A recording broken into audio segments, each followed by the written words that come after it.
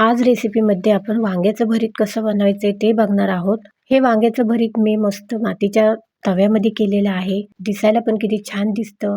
Same tandoori वांगं भरीत वाटतंय. तर रेसिपीला सुरुवात करू. पहिले आपल्याला मसाला तयार करायचा आहे. मसाला करण्यासाठी मी तेल घेतले. तेलामध्ये खोबरं, शेंगदाणे आणि जिरं घातलेलं आहे. फ्राय करून घ्यायचं आहे. त्याचबरोबर आपल्याला थोडे तीळ वापरायचे आहेत आणि हे मस्त फ्राय करून घ्यायचे आहेत. आता इकडं काय करायचं, आपल्याला वांगी पाण्यामध्ये धुवून घ्यायची आहेत. बाजूचे किनार काढून टाकायचे आहेत, म्हणजे देठ आपल्याला तसंच ठेवायचं आहे.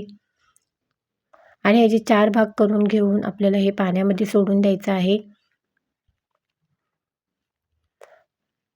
हे सगळे कट करून घेतलेत. आता परत पाण्यामध्ये आपल्याला मीठ घ्यायचं आहे आणि मिठाच्या पाण्यामध्ये आपल्याला हे वांगे ठेवून द्यायचे आहेत, म्हणजे जेणेकरून आपली वांगी काळी पडत नाही.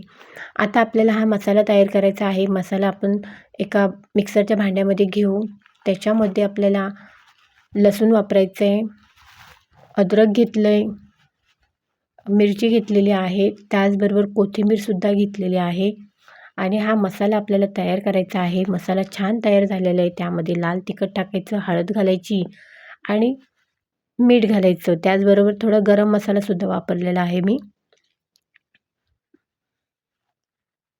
मिक्स करून घेऊ मस्त आणि वांग्यांमध्ये भरून घेऊ.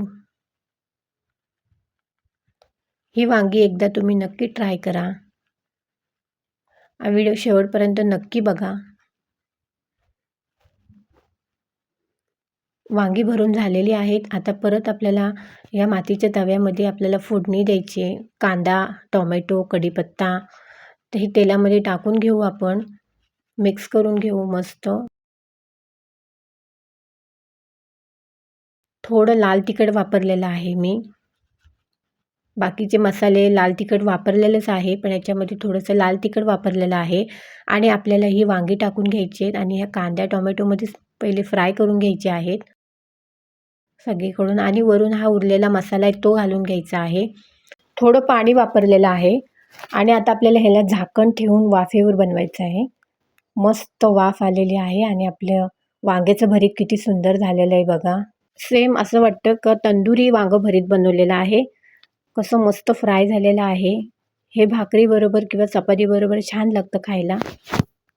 वांग्याचं भरीत तयार झालेलं आहे. व्हिडिओ आवडल्यास नक्की एक लाईक करा आणि अशाच एका नवीन व्हिडिओमध्ये पुन्हा भेटूया. धन्यवाद.